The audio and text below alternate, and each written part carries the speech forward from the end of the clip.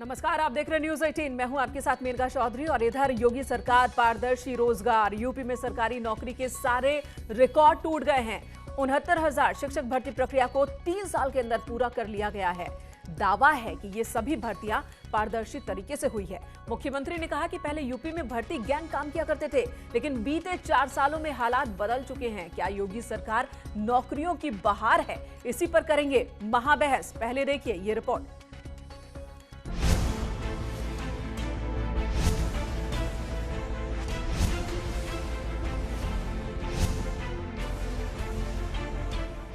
नौकरी का नाम, जेब भरने का काम। भर्ती गैंग को योगी ने किया कंगाल।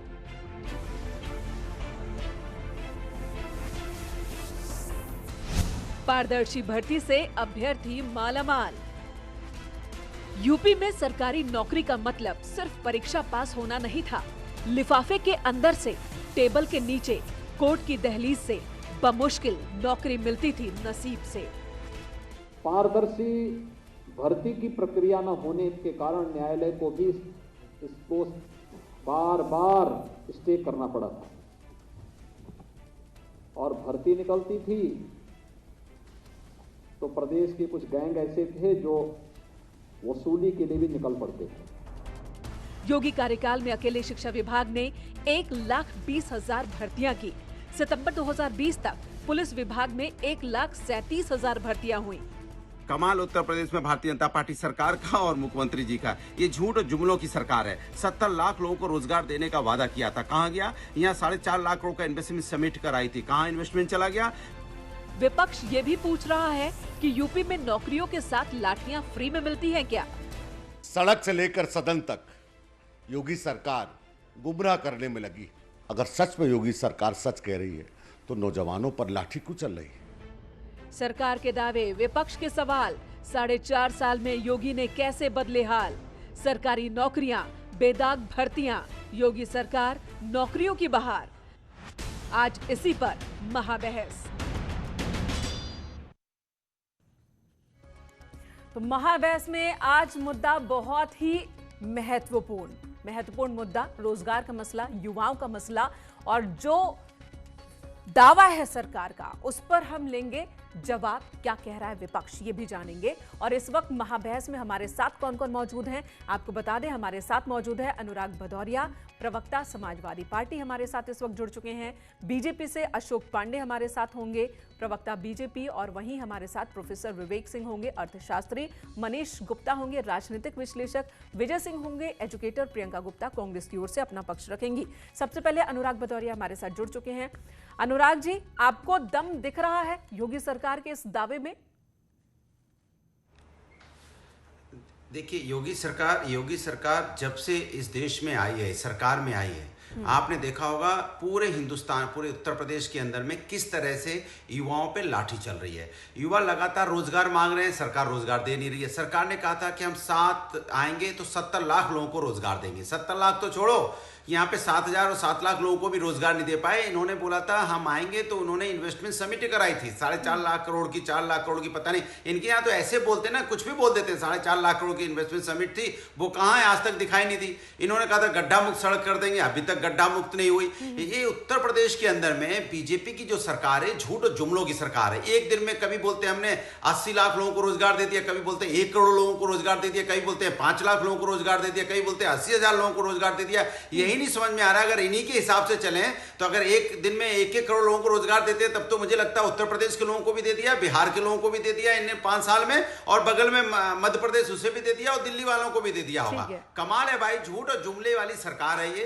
इनको करना कुछ नहीं है। महिला सम्मान तो कर नहीं पा रही है। उस महिलाओं के आपने चीरहरण हुआ है सरेआम, उसको नहीं रोक पा रहे हैं। अनुराग जी, सरकार के दावों को साइड में रख देते हैं। अनुराग जी, किसी भी नहीं, अनुराग जी, सरकार के जो दावे हैं, सरकार के दावों को साइड में रख देते हैं। मैं कह रही हूँ सरकार के दावों को साइड में रख देते हैं। 6.5 लाख या 5.5 लाख, 4.5 लाख योगी सरकार जो दावे कर रही है उसको साइड में रखिए। लेकिन जो रिपोर्ट CMIE की ओर से दी गई है उसके मुताबिक बेरोजगारी दर उत्तर प्रदेश में कम हुई है और ये इस वक्त सबसे कम है, 6.9, जबकि 2017 में 3 गुना ज्यादा थी। तो ये मेनका बताइए जी- इस रिपोर्ट पर क्या कहना आपका? सुन लीजिए मेनका जी, आप अगर सच में दिल पे हाथ रख के देखिए, ये रिपोर्ट की बात करें तो मैं आपको रिपोर्ट सुना रहा हूं। पार्लियामेंट में जिस तरह से रिपोर्ट दी गई कि ऑक्सीजन की कमी से 1 लोगों की मौतें नहीं हुई, क्या आपके रिश्तेदार में किसी की मौत नहीं हुई? आपके जानने वाले में किसी की नहीं हुई? चाहे आपके अगल बगल वाले में किसी की मौत नहीं हुई? सवाल यहाँ क्या लोग किया था? ऑक्सीजन के बगैर तड़प तड़प के सवाल मर रहे क्या हैं किया और था? सरकार कह रही है कि अनुराग सुन जी, तो लीजिए ना, मुद्दा क्या है? नहीं डाटा छोड़ दी। अरे नहीं, मुद्दा आप डाटा ही का तो है कहते हैं ना, ना। आप डाटा ही तो गिना रही है देखिए, ना, जब CMI का डाटा, सरकार उसमें के डाटा दावे की की बात बात कर रहा हूं। होती है तो आप आप कहते हैं फिर वही आंकड़े बात लेकर मैं कह आइए। रहा हूं, आप अब जब डाटा पे यहाँ मत पर जाइए, आप- एजेंसी की ओर से अरे आंकड़े आप- रखे गए हैं सुन तो आप उस लीजिए, पर भी मेनका यकीन जी, आप नहीं मेरी कर रहे बात हैं। नहीं सुनना चाहते। अरे मुझे तो बोलने दीजिए ना। आप ही अरे बोल मुझे रहे बोलने थे। नहीं देंगे, आप मेरे अनुराग जी, बराबरी में सबसे बोलेंगे पहले तो मैं आप आपके प्रवक्ता पास हो ही जाइए आई। ना, मुझे बोलने तो दीजिए ना। ठीक है, अब मैं ठीक है, आप अरे तो बताइए बोलने इस तो दीजिए, रिपोर्ट पर मेनका आपका जी। क्या कहना मैं है? आपसे अरे मुझे बोलने तो दीजिए, बात पूरी करने दीजिए। देखिए, मैंने आपको बता दिया कि इस उत्तर प्रदेश के अंदर में भारतीय जनता पार्टी झूठ और जुमलों की राजनीति कर रही ठीक है। है। इनको करना धरना कुछ नहीं है। एक काम इन्होंने जो किया हो, किस तरह से लाठियां बरसाई जाती हैं 59,000 ठीक है, आप CMIE इस रिपोर्ट पर नहीं कहेंगे, ठीक है, इस पर आप टिप्पणी नहीं देंगे, सारी बातें कर लेंगे लेकिन इस पर टिप्पणी नहीं देंगे। ये सिर्फ डाटा पे चलिए, हमारे साथ प्रियंका गुप्ता भी जुड़ चुकी है, कांग्रेस का पक्ष रखेंगी। इन्होंने बोला कि कोविड काल में किसी की मौत ही नहीं हुई। जो लोग अब फिर कोविड काल और मौत पर आ गए, बात रोजगार और बेरोजगारी की हो रही है। आंकड़े छुपा ले रहे हो। 23 करोड़ लोग आपको देख रहे हैं। जिस मुद्दे पर सवाल होता है उस पर जवाब आखिर आप देते क्यों नहीं? खैर, कोई बात नहीं। प्रियंका के पास आऊंगी, आपके पास लौटूंगी। प्रियंका गुप्ता, सारी फर्जी रोजगार को लेकर सरकार का जो दावा है, CMIE की जो रिपोर्ट है, इन दोनों पर आपकी प्रतिक्रिया? क्या आपको दावों में दम दिखता है या आप भी कहेंगे कि ये जुमलेबाजी है? देखिए, दम तो तब दिखा था जब एक योगेश नाम का, चौधरी नाम का एक व्यक्ति था जिसने धन्यवाद किया था, और कहीं और से नहीं, ऑफिशियल ट्विटर था योगी जी का, वहां से उसने धन्यवाद कहा और कहा कि मुझे नौकरी मिल गई है। वो भी कोई ऐरी गैरी नौकरी नहीं, लेखपाल की नौकरी थी जिसकी वैकेंसी तक नहीं निकली थी। उसके बाद जब उसकी ट्रोलिंग स्टार्ट हुई तो वो नेपाल भाग गया। तो ये स्थिति है कि देश में और प्रदेश में रोजगार की। आप देखिए, जब इनसे रोजगार मांगने बच्चे आते हैं तो इनको धमकाती है इनकी पुलिस, कहती है कि तुमको अंदर कर देंगे इस केस पे डाल के। तो ये बताइए, ये बच्चे जो सड़कों पे खड़े हैं, ये इन्होंने क्या कोई जुर्म किया हुआ है अपनी बात कहने के लिए? और दूसरी चीज, अभी 69,000 शिक्षक भर्ती की बात आप ले लीजिए। देखिए किस तरह से उन्होंने जो राष्ट्रीय पिछड़ा आयोग है उसकी रिपोर्ट को भी मानने से मना कर दिया। जिन ओबीसी बच्चों को 27% आरक्षण मिलना चाहिए था, उन्हें 3.86% दिया, और जिन एससी बच्चों को 21% का आरक्षण मिलना चाहिए था, उन्हें 16.6%। तो आप कह रहे हैं कि यहाँ नौकरी तो मिली है, नौकरी तो मिली है, लेकिन आरक्षण का ख्याल नहीं रखा गया, आप ये कह रहे हैं? ठीक है, अशोक पांडे, मिली है, ये सड़कों पर जो बच्चे घूम रहे हैं, इनको नौकरियों की तलाश है भाई, नौकरियां नहीं मिल रही है। लेकिन ये भी तो सच्चाई है ना कि 2018 में विज्ञप्ति मिलती है और 2021 में नियुक्ति पत्र, ये भी सच्चाई है। खैर, अशोक पांडे, प्रवक्ता बीजेपी, हमारे साथ मौजूद है। अशोक जी, बहुत गंभीर आरोप लगे हैं, झूठ बोलते हैं आप, जुमलेबाजी की सरकार है और यहाँ पर नौकरी नहीं डंडे दे रहे हैं आप युवाओं को। सभी आरोपों का जवाब दीजिए। देखिए, आपको बता दें कि हमने घोषणा की हम नौकरी देंगे, और हम उन सरकारों की तरह नहीं देंगे जो पैसा लेके लिफाफा खुलता था और योग्यता के आधार पर नहीं, जात के आधार पर मिलता था। उनके जमाने की उत्तर प्रदेश में जो भी आयोग बने थे उसके अध्यक्ष लगभग जांच के दायरे में, जेल जाने की स्थिति में है। हमने कहा पारदर्शिता के आधार पर, योग्यता के आधार पर अच्छे लोगों को नौकरी देंगे, और नियुक्तियां हम कर रहे हैं। हर विभागों में नियुक्ति पत्र दी जा रही है और निश्चित तौर पर नियुक्ति मिली है। अनर्गल लाभ भले लोग करें, लेकिन उत्तर प्रदेश में योगी जी ने जो कहा, सरकार ने वो करके दिखाया है नौकरी के मामले में। ठीक है, प्रोफेसर विवेक सिंह जी, अर्थशास्त्री हैं आप। यूपी में सरकारी नौकरियों को लेकर एक पुरानी परिपाटी है कि सबसे पहले स्टूडेंट्स तैयारी करते हैं, विज्ञप्ति का इंतजार करते हैं, विज्ञप्ति निकले उसके बाद परीक्षा, फिर रिजल्ट, और उसके बाद अदालत के फैसले का भी इंतजार करना पड़ता है। बिना अटके लटके कोई नौकरी यूपी में मिलती ही नहीं थी। क्या बीते 4 सालों में आपको अंतर दिखा है या व्यवस्था पहले की तरह ही है? जी मेनका जी, मैं डेटा की भी बात करूंगा और डेटा को हम छोड़ नहीं सकते, उस पर बात करूंगा। बट मैं एक बात कह दूं, जिस तरह से उत्तर प्रदेश सरकार ने 4 सालों में काम किया है, वह वाकई सबके लिए एक आप समझ सकते हैं कि बहुत इंपॉर्टेंट काम किया है। रही बात, देखिए, अगर आपके पास दृढ़ इच्छा शक्ति हो, कुछ करने की तमन्ना हो और आपकी नीयत ठीक हो और व्यवस्था पारदर्शी हो, तो बिल्कुल आप अपने सपनों को आप उड़ान भर सकते हैं, और यही काम उत्तर प्रदेश में हुआ था। रही बात डेटा की, तो देखिए, अभी जो है सीएमआई के डेटा आया है, और उसमें स्पष्ट रूप से कहा गया है कि जो अनएम्प्लॉयमेंट रेट उत्तर प्रदेश में है वो बेहद घट गया है और केवल 6.9% रह गया है। और यह केवल मेरा कोई प्रोफेसर विवेक सिंह का आंकड़ा नहीं है, यह एक ऑर्गेनाइजेशन का आंकड़ा जिसकी एक बात सब मानते हैं। अब बताइए, दिल्ली में कितने? 45%, राजस्थान में 28%, केरला में 23%, तमिलनाडु में। लेकिन अनुराग जी तो नहीं मान रहे ना, अनुराग जी कह रहे हैं कि ये डेटा भी गलत, वो मान ही नहीं रहे। अनुराग जी के बात में याद आता है, अनुराग जी मान ही नहीं रहे। अनुराग जी अब बताइए, आप तो कह रहे हैं कि भैया इस रिपोर्ट पे हम क्यों नजर डालें। रेट ऑफ अनएम्प्लॉयमेंट ये मैनेजमेंट की सरकार है। हाँ। इनको मैनेजमेंट करना आता है। अगर आपने तो रोजगार आप कह रहे हैं कि रिपोर्ट को उन्होंने मैनेज किया, आप कह रहे हैं कि योगी सरकार ने रिपोर्ट को मैनेज किया। आपने रोजगार, अनुराग भदौरिया, आपने क्यों नहीं कर लिया? काम ही है ये झूठ। जो आदमी, सुनिए, जो आदमी, जो लोग यहाँ पे खुले, आपने देखा बिना ऑक्सीजन के लोगों की मौतें हुई, जब उसको छुपा रहे हैं, उसका डाटा नहीं सही दे पा रहे हैं उत्तर प्रदेश के अंदर में, तो कौन सा डाटा सही देंगे? क्या मेनका जी, आप, मैं आपसे तो आप क्या कह रहे हैं? यूपी सरकार बैठकर बना रही है सीएमआई की रिपोर्ट, यूपी सरकार बना रही है सीएमआई की रिपोर्ट, आप बताइए, तो आपने क्यों नहीं बना लिया अपने समय में? दिल पे हाथ रख के बोलिए, थोड़ी देर के लिए भूल जाइए आप एंकर हैं, थोड़े देर के लिए भूल जाइए। ये तो मैं भूल नहीं सकती, खैर ये तो मैं भूल नहीं सकती कि मैं एंकर हूं, लेकिन आप ये बताइए कि सीएमआई की रिपोर्ट क्या यूपी सरकार बना रही है? अगर आप ये कह रहे हैं तो ये बहुत बड़ा आरोप है। क्या आप जिम्मेदारी से ये बात कह रहे हैं? या तो कहिए हाँ, या फिर मानिए इस रिपोर्ट को। सिर्फ झूठ और सच का डाटा और मैनेजमेंट का डाटा लाना चाहती है। 70 लाख रोजगार देने की बात की थी, तो आप तो सरकार खत्म होने के कगार पे आ गई। अगर इनकी बात मान ले तो क्या 70 लाख लोगों को रोजगार दे दिया? ये अगर इनकी बात मान लें, जो 5 लाख की 4 लाख की बात करें, तो इसके मतलब 65 लाख लोगों को आपने नहीं दिया, तो इसके मतलब 95% आपने झूठ बोला। आपकी बात हम मान लें अगर। चलिए, यानी कि आप मान रहे हैं कि हाँ 70 लाख नौकरी नहीं दी, लेकिन 6.5 लाख नौकरी दी। आप ये मान रहे हैं ना कि 95% झूठ लेकिन 5% सच भी है, ये मान रहे हैं। आपकी इस बात को अगर हम मैं मानूं तो ठीक है। अरे मान तो ले, अरे मेरी बात तो सुन लीजिए, आप मुझे बोलने तो दीजिए। अगर इनकी बात मान भी लीजिए, अगर आप नहीं मुझे बोलने देंगे तो इनकी बात मान भी लीजिए, तब भी 90% झूठ बोलते हैं ये तो झूठों की सरकार है। अरे चलिए, आपने 10% सच तो मान लिया, इन्हें 20 करोड़ 10% सच मान लिया, और अशोक जी खुश हो रहे हैं इस बात पर। विजय सिंह, आपके पास आऊंगी। आप बच्चों को तैयार करते हैं परीक्षाओं के लिए, नौकरी के लिए। बीते कुछ वक्त में आपको कोई बदलाव दिखा? मेनका जी, आप मेरे बीच में बोलती रहती हैं, अगर आप चुप ही नहीं होंगे तो मैं कैसे अपनी बात रख पाऊंगा? अनुराग जी, सबसे ज्यादा वक्त आपको ही दिया मैंने, लगभग 16-17। जी बोलिए। 16-17 महीने हो चुके हैं। स्टूडेंट इस समय पढ़ाई बिल्कुल नहीं कर पा रहा है। जो ऑनलाइन मॉडल है वो शायद उतना इंफ्रास्ट्रक्चर हमारा स्ट्रांग नहीं है कि हम उनको पढ़ाई ढंग से कर सकें। जी, वो बच्चे जो बच्चे जी लगा के अपनी प्रिपरेशन करते हैं टाइम टू टाइम, हम एक जी श्योर मैम विजय जी, बात हो रही है कि पहले 2017 से पहले स्टूडेंट्स तैयारी करते थे एग्जाम के लिए, एग्जाम में बैठते थे, और जब तक उनकी नियुक्ति होती थी एक लंबा वक्त बीत जाता था। कई बार तो एक पार्टी की पूरा जो सरकार का कार्यकाल खत्म हो जाता था, दूसरी पार्टी का सरकार का कार्यकाल खत्म हो जाता था, नियुक्ति नहीं होती थी। क्या उस तस्वीर में कहीं कोई बदलाव यूपी में आप देख रहे हैं अभी या नहीं? जी बिल्कुल, यूपी में बदलाव है उस तस्वीर में। इधर भी रिजल्ट्स बहुत सारे आए हैं, नो डाउट बच्चों को कहीं ना कहीं मिला है, पर उन रिजल्ट्स में जैसे आज कल ही एक रिजल्ट आया है जिसमें अप्रॉक्स 15 to 16 रिजल्ट आपने रिवाइज किया है, तो ये भी कहीं ना कहीं एक खामी तो है, कहीं ये जल्दीबाजी का हमारे नतीजा तो नहीं है।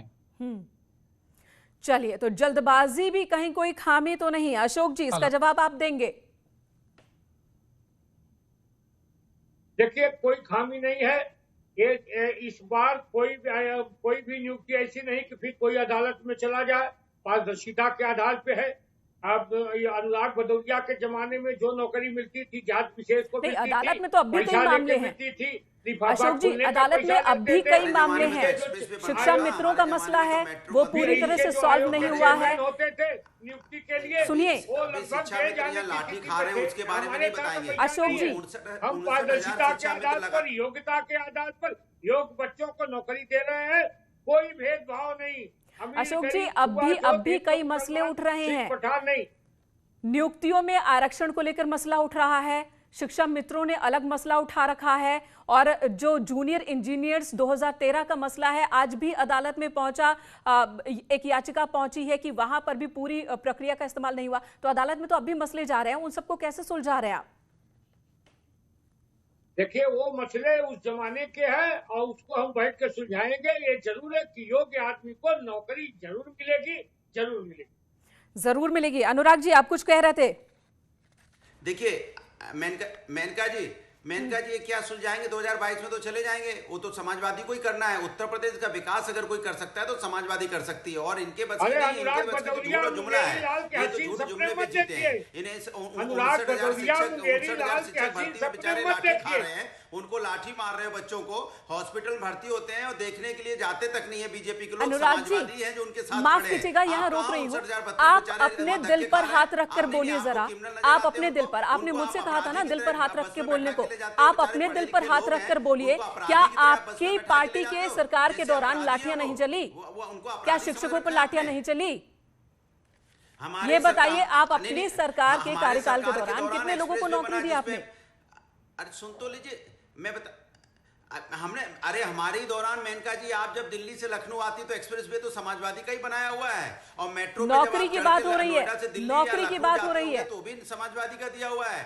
अगर आप यहाँ पे एक्सप्रेस नौकरी में पैसा लेते थे। ठीक है, मनीष जी कुछ कहना चाह रहे हैं, मनीष जी कुछ कहना चाह रहे हैं। आपके पास जवाब नहीं उस सवाल का जो मैंने आपसे किया। अनुराग जी, मनीष जी कहिए। समस्या के लिए 1090 समाजवादियों ने बनाया है, 100 डायल समाजवादियों की। मनीष जी कहिए। देखिए, अभी काफी देर से मैं सबकी वार्तालाप सुन रहा था। श्री अनुराग भदौरिया जी काफी देर से लगातार ऑक्सीजन की चर्चा करे जा रहे थे। मैं ये देख रहा हूँ, जबकि आज का मुद्दा था कि क्या सरकारी नौकरियों में पारदर्शिता में बढ़ोतरी हुई है कि नहीं। मैं कहना चाहता हूँ स्पष्ट रूप से बिल्कुल हुई है। पहले जो नगर नगर गांव गांव नौकरी के दिलाने वाले एजेंट मिलते थे कि साहब हमें 4 लाख रुपया दो, आपको नलकूप ऑपरेटर की नौकरी लगवा देंगे, कच्ची है तो पक्की करा देंगे, ऐसी, अरे बीच में ना बोलिए 1 मिनट, ऐसी जो एजेंसी की व्यवस्था थी, जिसका पैसा धीरे धीरे नेताओं तक पहुंचता था, वो व्यवस्था अब बंद हो गई है। जब बंद हो गई है तो निश्चित रूप से समाजवादी पार्टी के काबू बंद हो गया है। जब ऐसे नेताओं का बंद हो जाता है तो वो कोई और मुद्दा उठा के डिबेट को डीरेल करने का प्रयास करते हैं। वही प्रयास अनुराग भदौरिया जी कर रहे हैं। अब अगर मैं इनसे पैदा हो गए, भूमाफिया पैदा हो गए, घर से निकलना मुश्किल हो गया। भर्ती संविदा भर्ती 2021 क्या है? जी एक मिनट अनुराग जी, मनीष जी मैं आपके पास आ रही हूँ, मनीष जी मैं आपके पास आ रही हूँ। अनुराग जी मेरी बात सुनिए, अनुराग जी मेरी बात सुनिए, अनुराग जी बहुत रिक्वेस्ट के साथ कह रही हूँ, मेरी बात सुनिए। आप अब तक हजारों बार अलग अलग चैनल्स पर डिबेट पर बैठ चुके हैं और आगे भी बैठते रहेंगे, और देश की जनता, प्रदेश की जनता समझ चुकी है कि आपको हर मुद्दे पर ज्ञान है, लेकिन यह भी समझ चुकी है कि आपसे जब सवाल पूछा जाएगा आम के दाम का तो आप इमली की बात करेंगे। आखिर ऐसा क्यों? जो सवाल पूछा जाता उस पर क्यों नहीं आप सारे तथ्यों को रखते हैं? सारे तथ्यों को रखिए। सबसे ज्यादा सवाल मैंने आपसे किया, सबसे ज्यादा वक्त मैंने आपको दिया, लेकिन जब बात नौकरी की होती है तो आप बात कोरोना की करते हो। जब आपसे कोरोना पर सवाल किया जाएगा तब आप महिला अपराध की बात करोगे। आखिर डिबेट को खराब करने का क्या ये तरीका है? जिसमें सीबीआई फाइलें खुलने, चलिए मनीष जी बोलिए। आप भ्रष्टाचार की सड़क बनाने वाले लोग कम से कम इस तरह की बातें ना समाजवादी मुद्दों पे नहीं रखेंगे, हम महंगाई पे रखेंगे, बेरोजगारी पे रखेंगे। अच्छा, आप रोजगार पर क्या कर रहे हैं? अगर मौजूदा सरकार ने नौकरी नहीं दी है लोगों को तो आप क्या कर रहे हैं? ट्वीट करने के अलावा अनुराग भदौरिया और उनकी पार्टी क्या कर रही है? सड़क पर आप उतरे रोजगार के मुद्दे को लेकर? नहीं चलने देंगे। बीजेपी का एजेंडा खैर सड़क पे ही होते हैं, हम लोग सड़क पर कहाँ रहते हैं? लगातार लाठी खा के जेल में कौन है? समाजवादी। और सुन लीजिए, कान खोल के बीजेपी को बता दीजिएगा कि बीजेपी को मुद्दे से नहीं भटकने देंगे। मुद्दे रोजगार का मुद्दा आपको मुद्दा नहीं लगता? खैर कोई बात नहीं अनुराग जी, ठीक है, रोजगार का मुद्दा बड़ा मुद्दा है और उसी पर बात हो रही है। मनीष गुप्ता जी, अगर नेताओं की हम बात करें आरोप प्रत्यारोप में, वो वक्त गंवा सकते हैं, आधे घंटे नहीं, 1, 2, 3 घंटे, 24 घंटे गंवा सकते हैं। आप बताइए, तस्वीर में बदलाव देख रहे हैं या नहीं देख रहे हैं आप? बिल्कुल निश्चित रूप से तस्वीर में बदलाव देख रहा हूँ। जैसा कि मैंने पहले कहा, गांव-गांव, शहर-शहर जो नौकरी के एजेंट थे, आज वो नौकरी के एजेंट कंगाल हो गए हैं। आज उनके पास व्यापार नहीं रहा है। क्यों नहीं रहा है? कि उनका प्रशासनिक अधिकारियों, नेताओं से जो गठजोड़ था, वो तोड़ दिया गया है। तो अब इस तरीके से एक तरफ तो भ्रष्टाचार में कमी आई है, दूसरी तरफ सही पात्र को, चाहे वो आरक्षित है या अनारक्षित है, उसको नौकरी काबिल व्यक्ति को मिल रही है।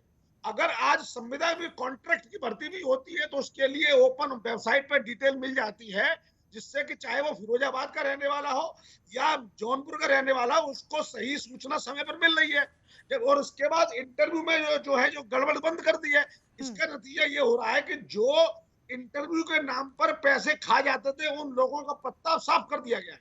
अब क्योंकि समाजवादी पार्टी के पास कुछ और कहने के लिए नहीं है, तो शोर मचाने के लिए वो ऑक्सीजन, सड़क और एक्सप्रेस वे और जाने क्या क्या उस पर चर्चा शुरू करते हैं।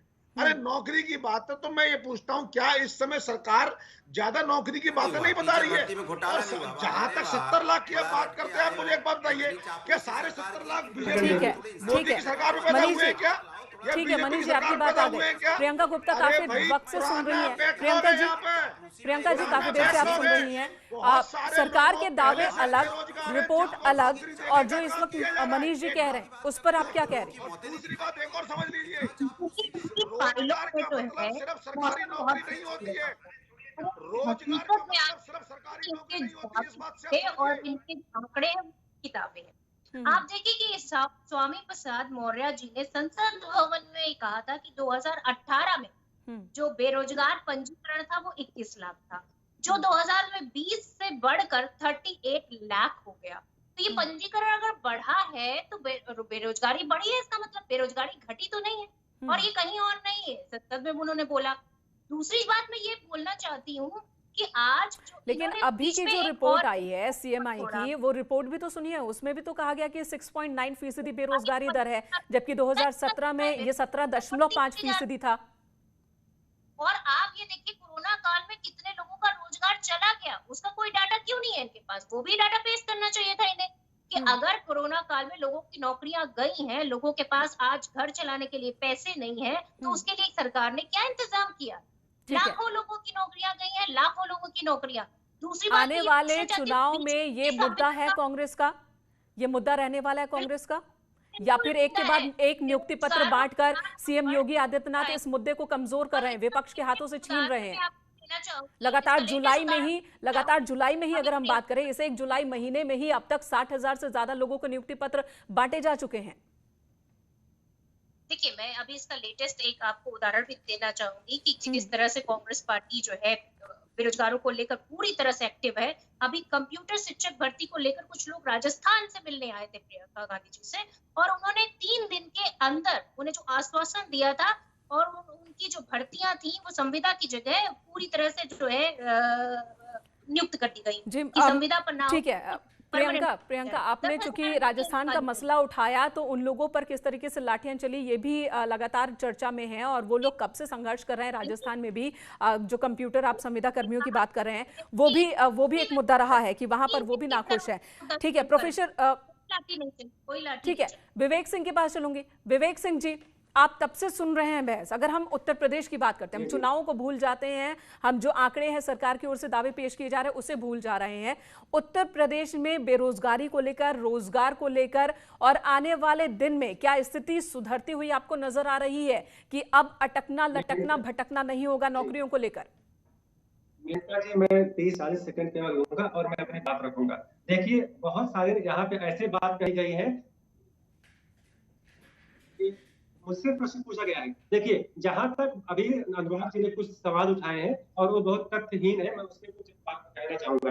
देखिए, समाजवादी पार्टी को पता होना चाहिए कि 2017 में जो रेट ऑफ अनएम्प्लॉयमेंट था वो 17 से 18% था।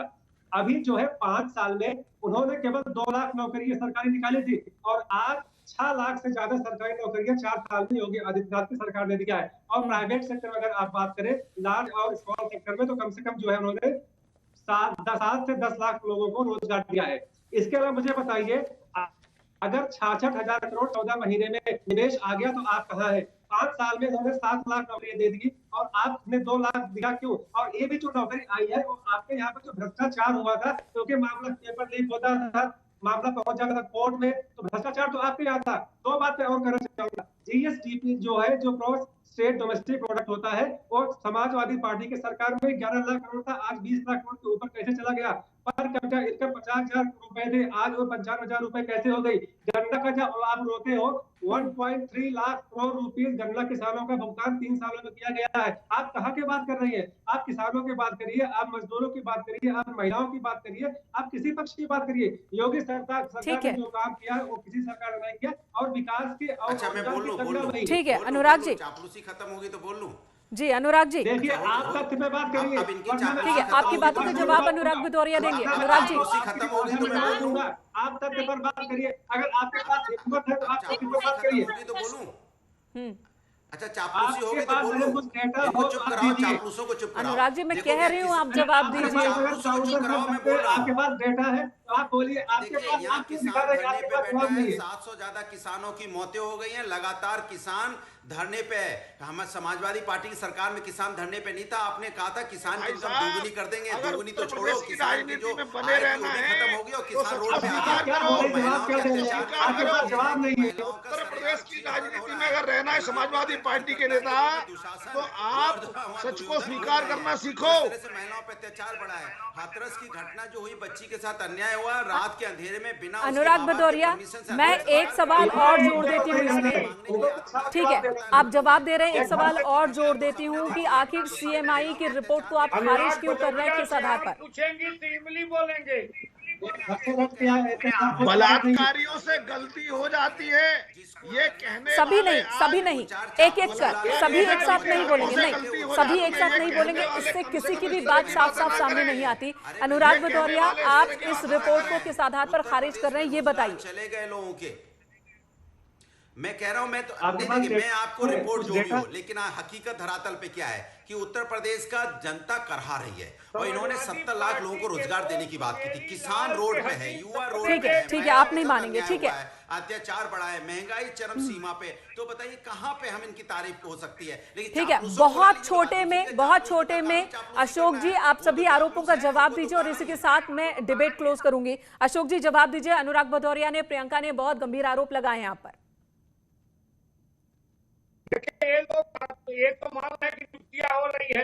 ये आप आम पूछ रहे थे, इमली बता रहे हैं। वो ये तो अनुराग भदौरिया तो मुंगेरी लाल के हसीन सपने देख रहे हैं कि इनकी सरकार बन गई। आप भी जवाब नहीं दे रहे, जवाब दीजिए। तो राजमहल में रहता, ये लोग करने वाले लोग हैं। हम नौकरी, चलिए ठीक है, समझ गई मैं। अब इलेक्शन बहुत नजदीक है, जो दावे सरकार कर रही है, जो आरोप विपक्ष लगा रहा है, अब तो जनता के दरबार में, जनता के बीच जाकर फैसला होना है। इलेक्शन बहुत ज्यादा दूर नहीं है, लेकिन बहुत दुख होता है कि गंभीर मसलों पर भी राजनीतिक पार्टियां जो हैं वो आंकड़ों से भी हटकर अलग अलग बयानबाजी करती रहती हैं। फिलहाल तो इलेक्शन का दौर है, चुनावी साल है, तो इस तरह के आरोप प्रत्यारोप भी होते ही रहेंगे। एक छोटे से ब्रेक के लिए हमें रुकना होगा, खबरों का सिलसिला जारी है।